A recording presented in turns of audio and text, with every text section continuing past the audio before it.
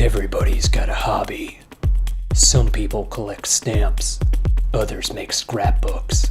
Me, I build conspiracy theory bulletin boards. There'd been a string of abductions throughout the city. A woman shopped in a supermarket, kidnapped. A man ate at a restaurant, kidnapped. A kidnapped in a playground, kidnapped. First it was just isolated cases, but soon it was happening more and more often. Multiple kidnappings being reported at the same time on opposite sides of the city. Was this the work of copycat kidnappers? I was gonna need more office supplies to find out. Each of the victims eventually returned home safely, but their families would stop cooperating with police and refuse to investigate further.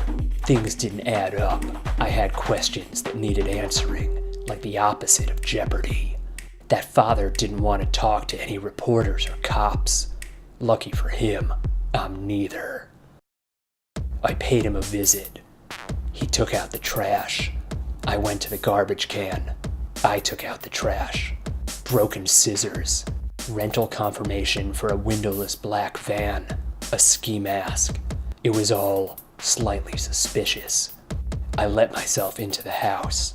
He gasped, said to leave or he would call the police. I told him that I just saw what he threw out.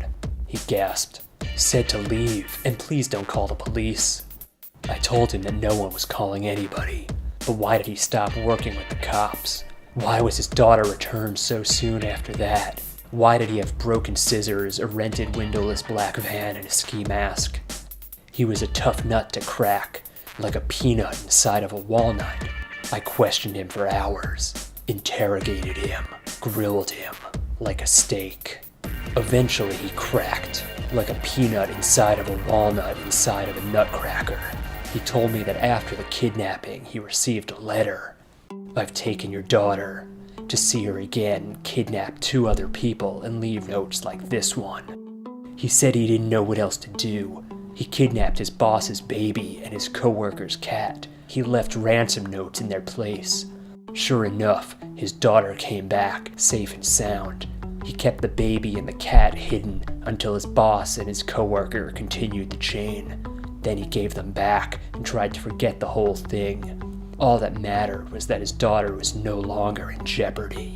He wasn't a criminal. He wasn't nuts.